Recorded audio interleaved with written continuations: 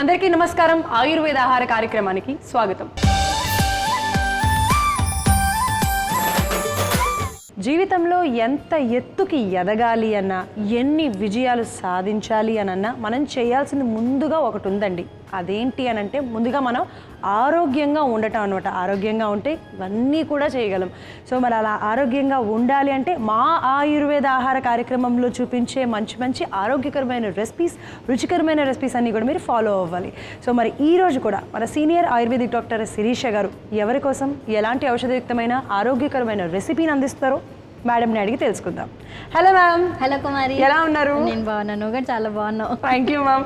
So madam నేను ఇలాగే హ్యాపీగా ఉన్నాము అంటే దానికి కారణం ఈ మంచి మంచి ఆరోగ్యకరమైన రెసిపీస్ అనమాట. మరి మీరు కూడా ఇలాగే ఆరోగ్యంగా ఉండాలంటే మా రెసిపీస్ని ఫాలో అవ్వండి. సో స్టార్ట్ చేసేద్దాం. స్టార్ట్ చేసేద్దాం. ఇప్పుడు మన ఆయుర్వేద ఆహార కార్యక్రమంలో మేలైన రుచులు.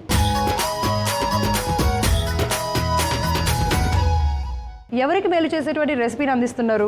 సో ఇవాళ మనకి శరీరంలో ఉన్నటువంటి కొవ్వును తగ్గిస్తూ అలానే జీర్ణాశయ శక్తి కరెక్ట్గా ఉండి మనకి సక్రమంగా జీర్ణం అవ్వాలి. సో ఇవన్నీ దాని దృష్టిలో పెట్టుకొని ఒక మంచి రెసిపీని మనం తయారు చేసుకోబోతున్నాం. ఓకే, ఏంటిది మ్యామ్? అదే కొబ్బరి పాల చారు.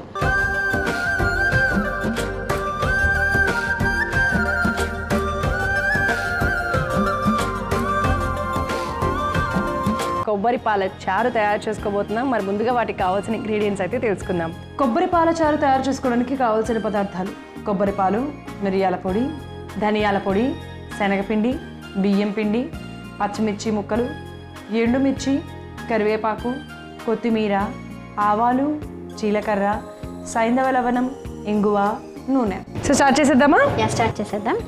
ముందుగా మనం స్టవ్ వెలిగించేసుకుందాం.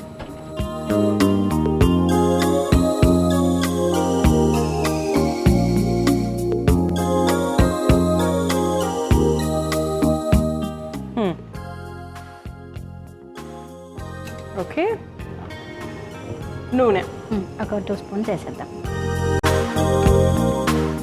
సో ఒక 2 స్పూన్ల నూనె కూడా వేసేసుకున్నాము. మామూలుగా అంటే సాధారణంగా అసలు కొబ్బరితోనే తయారు చేస్తారు. ఇలా కొబ్బరి పాలతో కూడా ఏమైనా రెసిపీస్ తయారు చేస్తారని చాలా తక్కువ మందికే తెలుసు, అందరికీ కూడా తెలీదు.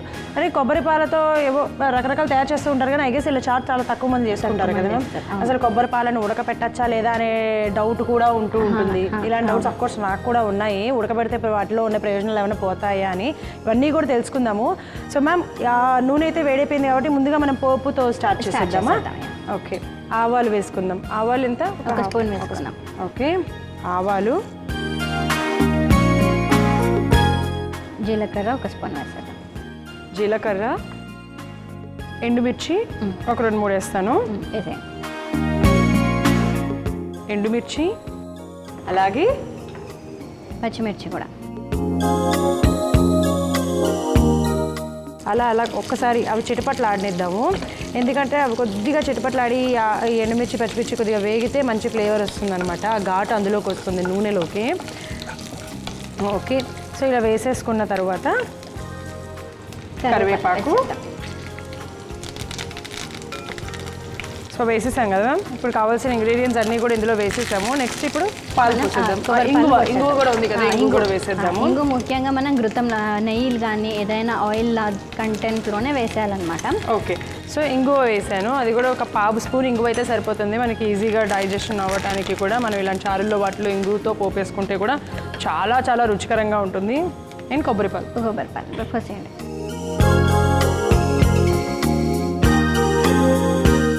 కొబ్బరి పాలు వేసేసుకున్నాను. చూడ్డానికైతే ఆహా ఎంత బాగుందో కదా మ్యామ్. చాలా అంటే చాలా మామూలుగా అయితే చల్లచారు తయారు చేసుకుంటూ ఉంటారు. కొంతమంది చల్లచారు అంటారు, కొంతమంది మజ్జిగ పులుసు, మజ్జిగ చారు, అలా రకరకాల పేర్లు ఉన్నాయి ఒకదానికి మాత్రం. సో అలా తయారు చేసుకుంటూ ఉంటారు కదా, అలా కాకుండా ఈసారి ఇలా ట్రై చేయండి. వీటి వల్ల బెనిఫిట్స్ కూడా ఇప్పుడు మేడం చెప్తారు. ఇది మనకి ఎలాగైనా సరే కొద్దిగా ఉడకాలి కాబట్టి. అసలు కొబ్బరి పాలల్లో ఎలాంటి ఉపయోగాలు ఉంటాయి, ఆరోగ్య ప్రయోజనాలు ఉంటాయి చెప్పండి. మనకి చాలా అంటే స్కిమ్డ్ మిల్క్ ఇవన్నీ కూడా మనం వాడుతూ ఉంటాం కదా. సో పాలలో మనకి కొంచెం కొవ్వు పదార్థం అధికంగానే ఉంటుంది. కానీ కొబ్బరి పాలలో తీసుకుంటే ఇది ప్లాంట్ ఎక్స్ట్రాక్ట్ అయినటువంటి మిల్క్ అనమాట. సో దీంట్లో మనకి అంత ఫ్యాట్ మెటీరియల్ ఉండదు. అండ్ ఇంకా ఇది మన కొవ్వును తగ్గించడానికి ఎంతో ఉపయుక్తంగా ఉంటుంది. అధికంగా ఫైబర్ కంటెంట్ ఉండడం వల్ల మనకి ఒబిసిటీ కూడా తగ్గిస్తుంది. సో కొవ్వు తగ్గించింది అంటే మనకి గుండెకి కూడా చాలా హితకరంగా ఉంటుంది అనమాట. అండ్ ఇంకా దీనిలో మనకి విటమిన్ ఏ, విటమిన్ సి కూడా దొరుకుతుంది. సో పుల్లగా ఉన్న వస్తువులలోనే విటమిన్ సి ఉంటుంది అనేది కాదు. సో ఇలా మన కొబ్బరిలో కూడా విటమిన్ సి ఉంటుంది. అది కూడా మన ఇమ్యూనిటీని అంటే రోగ నిరోధక శక్తిని కూడా పెంచుతుంది అనమాట. సో మన ఆయుర్వేద శాస్త్రంలో ముఖ్యంగా ఇది వాతాన్ని కొంచెం పెంచుతుంది అండ్ కఫ పిత్త దోషాలను కూడా బ్యాలెన్స్ చేస్తుంది. అంటే బ్యాలెన్సెస్ కఫ పిత్త దోషాస్ అని ఉన్నదన్నమాట ఆయుర్వేద శాస్త్రంలో. సో ఆన్ ది హోల్గా ఇది మనకి ధాతు పోషణ కూడా చేస్తుంది. కొబ్బరి పాల అండ్ మనకి ఎముకల్లో కూడా చాలా దృఢంగా ఉంటుంది అనమాట. సో అందుకనే రోజులో మనం కనీసం ఒక ఇంత కొబ్బరి చెక్కైనా తింటే మంచిదని చెప్తూ ఉంటారు. లేదంటే ఒక కప్పు కొబ్బరికి సంబంధించిన కొబ్బరి కానివ్వండి, కొబ్బరి పాలు కానివ్వండి, కొబ్బరి పువ్వు కానివ్వండి, ఏదైనా ఒక కొబ్బరికి సంబంధించిన తింటే చాలా హెల్దీగా ఉంటుందని అంటూ ఉంటారు. Okay okay. సో అందుకోసం కొబ్బరి ముక్క తినమంటారు. జుట్టు కూడా బాగా పెరుగుతుంది కొబ్బరితో కూడా. ఎందుకంటే మనం చూసారా ఆయిల్స్ మనం వాడేదే రోజు కొబ్బరి నూనె వాడుతూ ఉంటాం కదా. సో కొబ్బరితో వచ్చినటువంటి నూనెని మనం అన్ని విధాలుగా అది ఊన్స్కి కూడా అప్లై చేసుకుంటాము. ఏదైనా చిన్న దెబ్బ తాకిందంటే ఫస్ట్ మనం కొబ్బరి నూనె రాసేసుకుంటాం, ఏ ఆయింట్మెంట్స్ రాసుకోము. సో అది న్యాచురల్ హీలింగ్ ప్రాసెస్. అంటే బయట మనకి ఎంత అంటే స్కిన్కి సంబంధించినటువంటి చర్మానికి ఎంత అయితే మంచిగా వ్రణాలను మాన్పించేటువంటి కేటగిరీ ప్రాసెస్ ఉన్నదో లోపల కూడా అంటే మన శరీరం లోపల ఉన్నటువంటి గాయాలను కానీ వాపుని కానీ తగ్గించేటువంటి ప్రాపర్టీ మనకి కొబ్బరిలో ఉంటుంది. ఎస్. సో ఇలా కొబ్బరి పాలు మరుగుతున్నాయి కదా, ఇప్పుడు మనం ఏంటంటే మిగతా ఇంగ్రీడియంట్స్ కూడా వేసుకుందాము. ఓకే. సో పసుపు కొంచెం ఇంత సరిపోతుందా? ఒక జస్ట్ ఒక పించ్ అన్నట్టు, పావు స్పూన్ కూడా కాదు, పావు స్పూన్లో కూడా సహా అనుకోండి. అలాగే ధనియాల పొడి ఎంత ఏమంటారు? ఒక స్పూన్ వేసేద్దాం. ఒక స్పూన్ ధనియా పౌడర్. మిరియాల పొడి ఒక హాఫ్ స్పూన్ వేద్దాం. హాఫ్ స్పూన్ మిరియాల పొడి. సో ఇది కూడా వేసుకుందాం. అండ్ నేను ఈ లోపల ఒక బౌల్లో కలిపి పెట్టానా, అంటే ఈ శనగపిండి బియ్య పిండి ఉన్నాయి కదా, లైట్గా అలా కలిపి పెట్టేసేనా, అంటే చిక్కపడ్డానికి జస్ట్. సో డైరెక్ట్గా వేసేస్తే మనకి ఉండలు కడతాయి కాబట్టి జస్ట్ ఏంటంటే మనము ఒక బౌల్లో శనగపిండి బియ్య పిండి తీసుకున్నాం. ఇక్కడ ఎందుకు అని అంటే ఏదైనా సరే పులుసులో కానీ చారులో కానీ ఇలాగా మనకి వాటర్ కంటెంట్ అనేది ఎక్కువగా ఉంటుంది, మనకి కొంచెం చిక్కగా ఉంటుంది, అన్నంలో తినేటప్పుడు కూడా బాగుంటుంది కాబట్టి జస్ట్ ఆ రెండు అయినా కలుపుకోవచ్చు. లేదు మీకు అందుబాటులో ఏదైనా ఒకటి ఉన్నా కూడా సరిపోతుంది, అలా ఏదైనా ఒకటి కూడా తీసేసుకోవచ్చు. సో దీంట్లో కొంచెం నీళ్ళు పోయండి. సో ఇది మనం ఏంటంటే ఇలా డైరెక్ట్గా ఒకవేళ కనుక దాంట్లో వేసేస్తే ఉండలు కడతాయి కాబట్టి అలా ఉండలు కట్టకుండా ఉండడానికి ఇలా మనం సపరేట్గా ఒక బౌల్లో బియ్య పిండి కానీ శనగపిండి కానీ ఏదో ఒకటి కానీ లేకపోతే రెండు కూడా ఇదిగో ఇలా తీసుకోవచ్చు. ఇంకొంచెం మంచి కన్సిస్టెన్సీ వస్తుందన్నమాట. సో మరి కొబ్బరి పాలు కూడా ఎవరైనా తీసుకోవచ్చు? ఎవరైనా తీసుకోవచ్చు. సో చిన్నవాళ్ళు పెద్దవాళ్ళు అందరూ కూడా తీసుకోవచ్చు. ఇది మంచి హితకరం కదా, ఆరోగ్యానికి ఎంతో హితకరంగా ఉంటుంది కాబట్టి సో అన్ని విధాలా మనకు ఉపయుక్తంగా ఉంటుంది. ఓకే. సో ఇది నేను వేసేస్తున్నాను ఇందులో. అలాగే కొత్తిమీరను కూడా వేసేసుకుందామా మొత్తము? ఓకే. సో కొత్తిమీరని కూడా వేసేసుకుంటే అది కూడా ఆ కొత్తిమీర కూడా ఇంకొంచెం మరిగి చాలా టేస్టీగా ఉంటుంది అనమాట. మరి ఇది ఎవరైనా కూడా తీసుకోవచ్చు. అంటే ఇప్పుడు రెగ్యులర్గా చారులు పెట్టుకుంటూ ఉంటారు, చింతపండు చారనో టమాటా చారనో, ఆ ప్లేస్లో ఇలాంటివి తీసుకున్నా కూడా బాగుంటుంది, చాలా బాగుంటుంది, టేస్టీగా కూడా ఉంటుంది, ఎంతో రుచికరంగా ఉంటుంది, స్వీట్గా ఉంటుంది, కొబ్బరి పాలు కాబట్టి స్వీట్గా ఉంటుంది, కొంచెం సాల్టీగా కూడా ఉంటుంది. అండ్ మనం ఇప్పుడు వేసుకునే ఇంగ్రీడియంట్స్ అన్ని కూడా మనకి జలుబు దగ్గు వాటి నుంచి కూడా ఉపశమనం కూడా కలిగిస్తుంది అనమాట. సో ఇది మరిగినట్టు ఇంకా మనం తీసేసేద్దామా? లాస్ట్లో ఉప్పు వేసేసుకుందాం. ఓకే. ఉప్పు సైంధవ లవణం వేసేసుకుందాము దీనికి తగినంత. ఓకే. సైంధవ లవణం కూడా వేసి మరొకసారి అలా కలిపేసి ఇప్పుడు స్టవ్ ఆఫ్ చేసేసుకుందాం. స్టవ్ ఆఫ్ చేసేసుకున్నాక మనం నిమ్మరసం కూడా వేసేసుకుందాం. ఓకే. సో నిమ్మరసం ఎంత? ఒక చెక్క వేయమంటారు? ఒక చెక్క సరిపోతుంది. ఒక చెక్క నిమ్మరసము.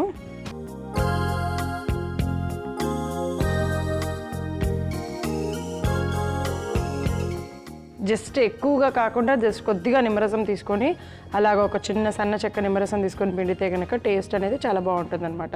ఇప్పుడు దీన్ని మనము బౌల్లోకి సర్వ్ చేసేసుకుందాం.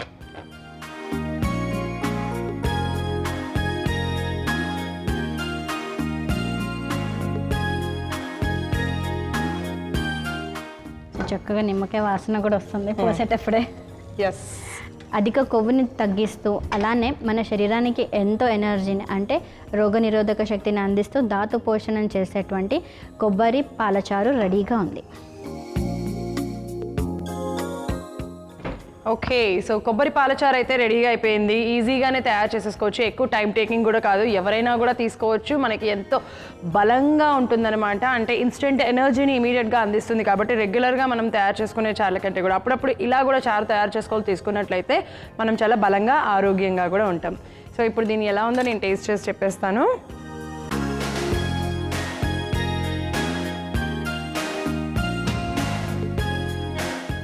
వావ్, ఆఫ్ కోర్స్ కొబ్బరి మనకి కొంచెం స్వీట్ ఉంటుంది కాబట్టి కొంచెం ఆ స్వీట్ తెలుస్తుంది. బట్ ఈవెన్ దో ఏమంటారు ఆ మిరియాల పొడి ఇవన్నీ వేసాం కాబట్టి కొంచెం తీగా ఘాటుగా చాలా అంటే చాలా రుచికరంగా ఉంది.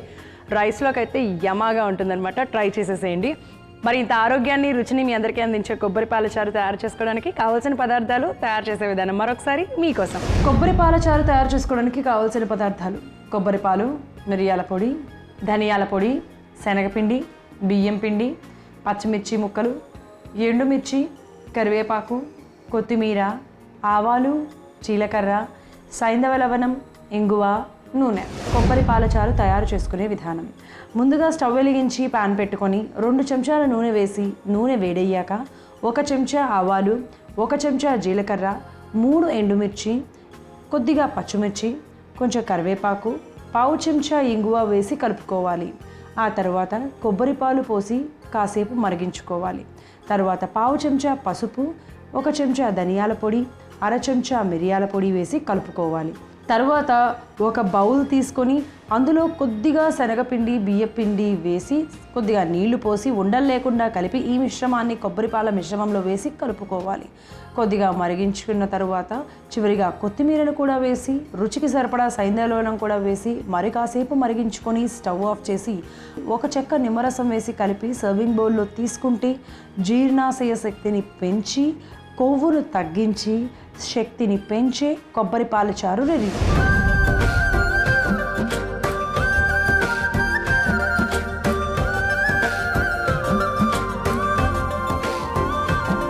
ఇప్పుడు మన ఆయుర్వేద ఆహార కార్యక్రమంలో ఆయుర్వేద చిట్కా.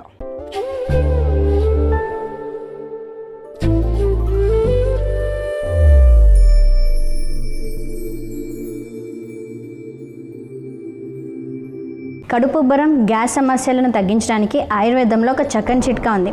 అదేంటంటే 1 గ్లాస్ గోరువెచ్చని నీళ్ళల్లో 1 టీ స్పూన్ మిరియాల పొడిని కలిపి 2 గంటల పాటు అలానే ఉంచి ఆ నీళ్ళను తాగినట్లయితే, పరగడుపున తాగినట్లయితే మనకి గ్యాస్ సమస్యలు తగ్గిపోతే కడుపుబ్బరం కూడా తగ్గిపోతుంది. అలానే మోషన్ కూడా ఫ్రీ అయిపోతుంది. సో ఎవరైతే ఈ సమస్యలతో బాధపడతారో వారు కనీసం అంటే ఒక వారం నుంచి 10 రోజులు చేసినా కూడా వాళ్ళకి అద్భుతమైన ఫలితాలు చూస్తారు. ఇప్పుడు ఆయుర్వేద ఆహార కార్యక్రమంలో సంజీవని.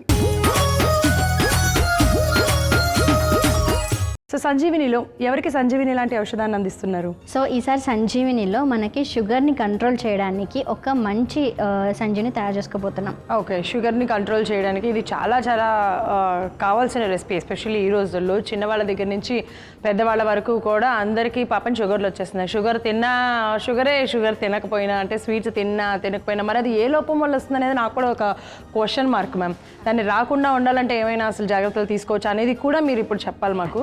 సో ఇంతకీ ఏం తయారు చేయబోతున్నారు? అదే బీరకాయ పానీయం.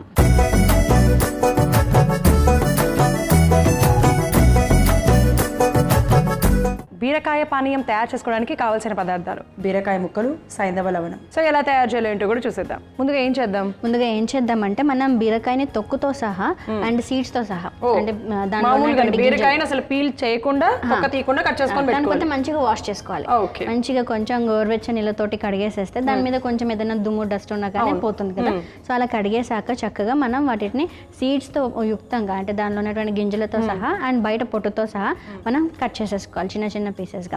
సో ఇప్పుడు మనం కట్ చేసిన విధంగా దీనిలో సీడ్స్ ఉన్నాయి అండ్ బయట కూడా ఉంది, చూసారా? సో ఇలా కట్ చేసుకొని పెట్టుకోవాలి. అంటే ఒక బీరకాయ సరిపోతుంది. సో ఇప్పుడు ఈ బీరకాయని ఏం చేసేస్తామంటే కట్ చేసిన ముక్కలని ఒక చిన్న జార్లో వేసేసుకోవాలి. ఓకే, తప్పకుండా మనం మిక్సీ జార్లో వేసుకుందాం మ్యామ్. బట్ అంతకంటే ముందర అసలు షుగర్ ఎందుకు వస్తుంది, అంటే ఏ లోపం వల్ల వస్తుంది, అది అసలు రాకుండా ఉన్న వాళ్ళు ఎలాంటి జాగ్రత్తలు తీసుకోవాలి ఫ్యూచర్లో రాకూడదు అనుకుంటే?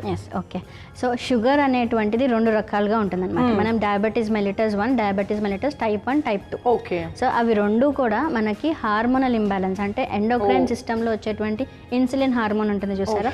సో ఇన్సులిన్ హార్మోన్ అనేటువంటిది సరిగ్గా మన శరీరంలో రెగ్యులేట్ అవ్వలేదు అనుకోండి, అది సెక్రీషన్ చేసేటువంటి ప్యాన్క్రియాస్ ఏవైతే ఉన్నాయో దాని ఫంక్షనింగ్ కరెక్ట్గా లేకపోవడం వల్ల మనకి షుగర్ వ్యాధి అనేటువంటిది వస్తుంది. హార్మోన్స్ అని ఎలా సెక్రెట్ అవుతాయి అంటే మన మెదడుకు సంబంధించినటువంటి గ్రంథి ఉంటుంది.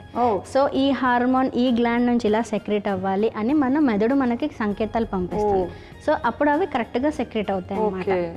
సో ఈ ఫంక్షనింగ్ కరెక్ట్గా ఉండాలి. అందుకనే మనం శారీరకంగా మానసికంగా కరెక్ట్గా ఎందుకు ఉండాలి అంటామంటే, మానసికంగా కరెక్ట్గా ఉంటాయి అంటే మన బ్రెయిన్ కరెక్ట్గా చేయాల్సిన ఫంక్షన్ ప్రాపర్గా చేస్తే మనకి హార్మోనల్ ఇంబ్యాలెన్సెస్ అనేవి ఉండవు. ఫర్ ఎగ్జాంపుల్ మనకి షుగర్ ఎక్కువ అవ్వడం వల్ల అది మన వెయిట్ పైన ఎఫెక్ట్ పడుతుంది, అండ్ వెయిట్ ఎక్కువ అవడం వల్ల షుగర్ పైన ఎఫెక్ట్ పడుతుంది. ఈ రెండు కూడా మన థైరాయిడ్ పైన ఎఫెక్ట్ పడతాయి. అండ్ మహిళలకు ఇవన్నీ మూడు కూడా రిప్రొడక్టివ్ సైకిల్ పైన ఎఫెక్ట్ పడతాయి. సో ఓవరాల్ గా ఒక్క ప్యాంక్రియాస్ చేసుకుంటూ ఇలా రకరకాల ప్రాబ్లమ్స్ వస్తాయి. ఇప్పుడు మీరు అన్నట్టుగా హార్మోనల్ ఇంబ్యాలెన్స్ వల్ల లేకపోతే మానసిక ప్రెషర్ స్ట్రెస్ మూలంగా కూడా ఇలాంటి ప్రాబ్లమ్స్ వస్తాయని అనుకోండి. సో అలా రాకుండా ఉండటానికి ముందు నుంచి మనం ఇప్పుడు మీరు తయారు చేస్తున్న లాంటి జాగ్రత్తలైనా ప్రతి ఒక్కరు ప్రతిరోజు తీసుకోవచ్చు. అండ్ ఇప్పుడు మనం ఈ బీరకాయని ఎందుకు ఎంచుకున్నాము అని అంటే, ఇది మనకి ప్రీ డయాబెటిక్ ఉన్న పేషెంట్స్, అంటే ఫర్ ఎగ్జాంపుల్ మనం డయాబెటీస్ అని ఎప్పుడు డిటెక్ట్ అవుతుంది, మనకి HbA1c అనేటువంటిది నార్మల్ లెవెల్స్లో ఉండాలి. సో ఆ లెవెల్స్ కొంచెం అధికంగా ఉన్నప్పుడు మనకి అది డయాబెటిక్ నాన్ డయాబెటిక్ అనేది తెలిసిపోతుంది. సో అలాంటి వాళ్ళు కూడా డయాబెటిక్ రేంజ్ దాటినట్లయితే మాత్రం నార్మల్ అవ్వడానికి ఇది రోజు తీసుకుంటే మనకి చాలా అంటే కంట్రోల్లో ఉంటుంది అనమాట. సో షుగర్ రాకుండా కూడా మనం కంట్రోల్ చేయొచ్చు.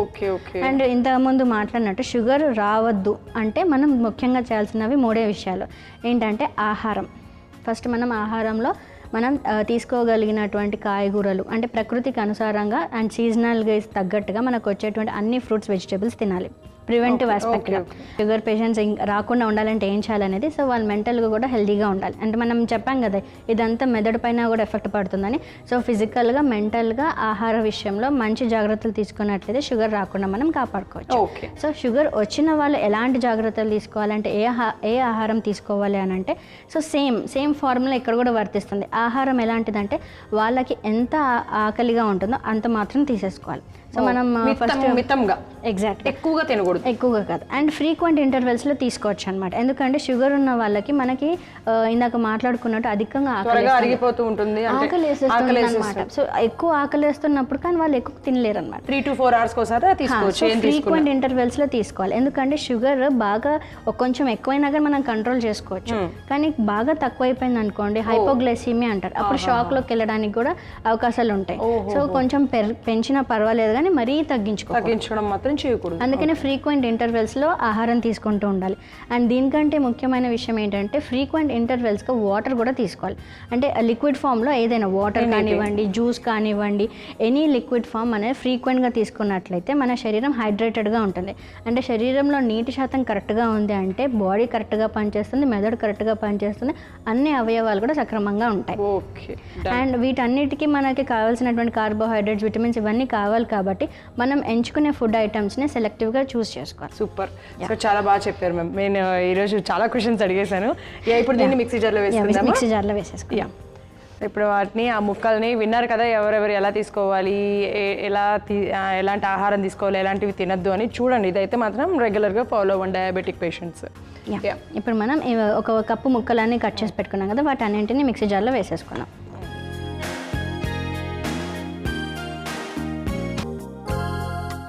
దాంతోపాటు సైంధవ వేసుకుందాం. ఒక చిటికెడు సైంధవ కూడా వేసేసుకుందాం. ఎంత సరిపోతుంది ఈ క్వాంటిటీకి ఎంత వేసేద్దాం. ఓకే. సో అలా వేసుకొని ఇప్పుడు దీన్ని మెత్తగానా మంచిగా మనం జ్యూస్ తాగడానికి ఎంత కన్సిస్టెన్సీ ఉంటుందో అంతలా చేసేసుకోవచ్చు. సో ఈ మిశ్రమాన్ని అంతా ఇప్పుడు మనం చక్కగా గ్రైండ్ చేసేసుకుందాం. సో ఇప్పుడు మనం గ్రైండ్ చేసుకున్నటువంటి మిశ్రమం చూద్దాం ఎలా ఉందో. సో చూసారా, మనం అసలు నిండా వేస్తే అసలు ఏదో దాంట్లో ఒక 2-3 ముక్కలతో మనం జ్యూస్ చేసినట్టు ఎక్కడో లోపల. సో దీన్ని బట్టి మీకు అర్థమైంది కదా బీరకాయలో ఎంత వాటర్ కంటెంట్ ఉంటుందని. మనం కొంచెం కూడా వాటర్ యాడ్ చేయలేదు. అవును. సో అందుకనే మనం పిల్లలకి కానీ అందరికీ కూడా బీరకాయ తినిపించాలి. అది పత్యాహారం అని ఆయుర్వేద శాస్త్రంలో ఎప్పుడో చెప్పారనమాట. సో ఇప్పుడు దీన్ని యాజ్ ఇట్ ఈస్ దీనిలో వేసేద్దాం.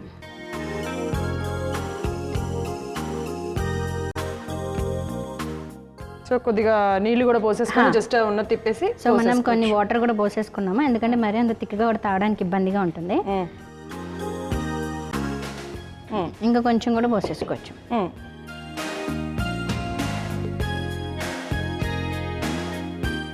సో ఇంత డైల్యూటెడ్ ఏదో కివీ జ్యూస్ లాగా ఉంది మ్యామ్ చూడడానికి అయితే మాత్రం. సో అంటే మనం ఇప్పుడు ఎన్ని వాటర్ పోసినా కూడా దీని యొక్క క్వాలిటీస్ తగ్గుతాయని మాత్రం అనుకోకండి. ఓకే. ఎందుకంటే మనం తీసుకున్న క్వాంటిటీ ఇంపార్టెంట్. సో ఒక బీరకాయ, చిన్న బీరకాయ తీసుకున్నాం కదా, ఒక కప్పు బీరకాయ ముక్కలని జ్యూస్ లాగా చేసి తాగిస్తున్నాం అనమాట. సో ఇది ఎవరైనా తాగొచ్చు. ఎన్ని ప్రయోజనాలు ఉన్నటువంటి బీరకాయ పానీయం రెడీగా ఉంది.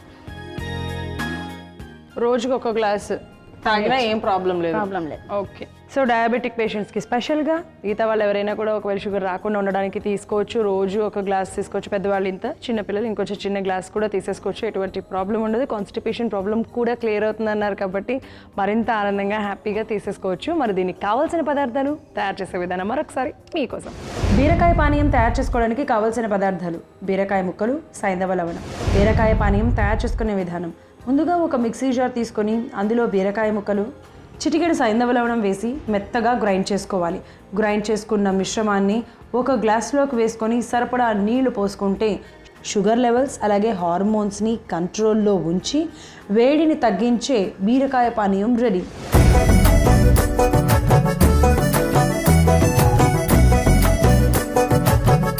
And ma'am thank you very much. మంచి రెసిపీ అలాగే సంజీవిని ఇలాంటి ఔషధాన్ని మాకు అందించినందుకు. థ్యాంక్ యూ కుమారి.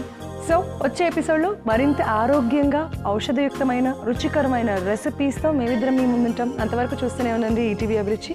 నమస్తే.